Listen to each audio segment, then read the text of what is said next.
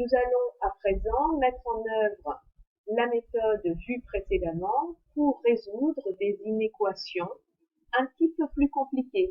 Et pour les résoudre, il suffira de se ramener à une inéquation produit ou quotient, c'est-à-dire à se ramener au produit de fonctions affines. Donc la méthode est la suivante. Si on a un problème, eh bien on le met en inéquation. On se ramène toujours à une recherche de signes. C'est-à-dire, vous avez vu qu'on s'est basé sur le signe des fonctions affines et nous avons fait des tableaux de signes. Donc, ce qui va être important, ça va être de rechercher des signes. C'est-à-dire, au lieu de résoudre des inéquations avec plus grand que 2, plus grand que 5 moins 4x, etc., on va toujours se ramener à supérieur ou égal à 0 ou inférieur ou égal à 0 en factorisant. Ensuite, nous construisons le tableau de signes. On fait attention aux valeurs interdites s'il y en a et on compte. Donc voilà comment ça se passe sur l'exemple suivant. Nous voulons résoudre l'inéquation 2 moins x fois 2x plus 7 inférieur à 2 moins x fois x plus 4. Vous voyez que là, il n'est pas question de signe. On ne peut pas construire un tableau de signes. Mais cette inéquation est un petit peu compliquée. Si on développe tout, on n'arrivera pas à résoudre.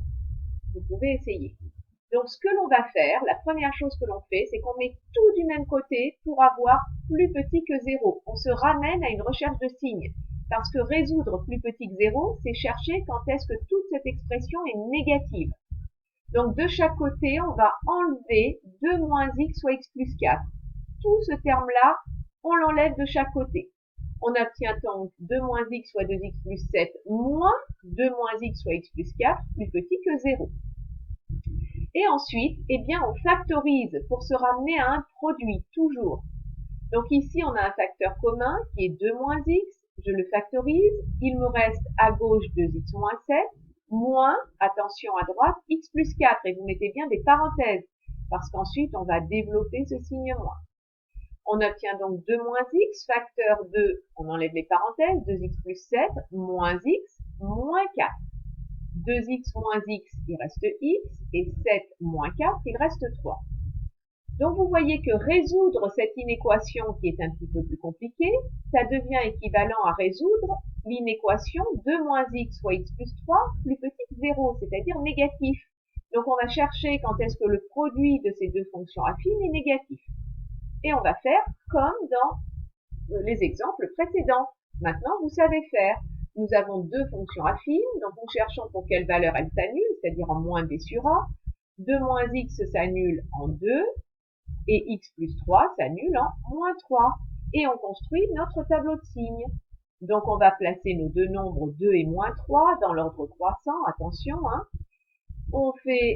On matérialise nos intervalles, moins l'infini moins 3, moins 3, 2 et 2 plus l'infini. On place nos zéros, x plus 3 s'annule en moins 3, 2 moins x s'annule en 2, et le produit s'annule en moins 3 et en 2. Et maintenant, on va placer nos signes. Alors x plus 3, combien vaut a?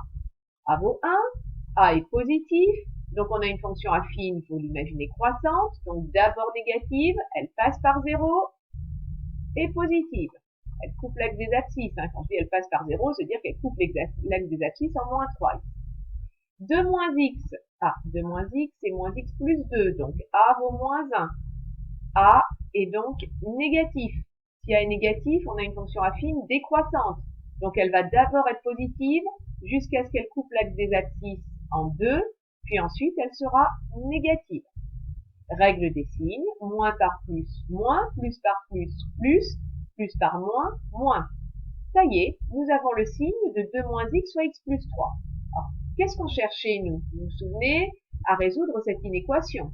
Nous, on a montré que résoudre cette inéquation revenait à chercher pour quelle valeur de x le produit 2 moins x soit x plus 3 est négatif et plus petit que 0. Donc nous cherchons quand est-ce que notre produit est négatif. Il est négatif là et là. Ça veut dire quoi là et là? Ça veut dire quand x est compris entre moins l'infini et moins 3, ou quand x est compris entre 2 et plus l'infini. Donc, l'ensemble des solutions, c'est l'intervalle moins l'infini, moins 3. Alors, nous cherchions strictement négatif, donc on va exclure 3, union 2 plus l'infini, et j'exclus 2 parce que nous cherchions strictement négatif. Voilà comment on résout une inéquation de ce type, et maintenant vous allez vous entraîner sur les exercices.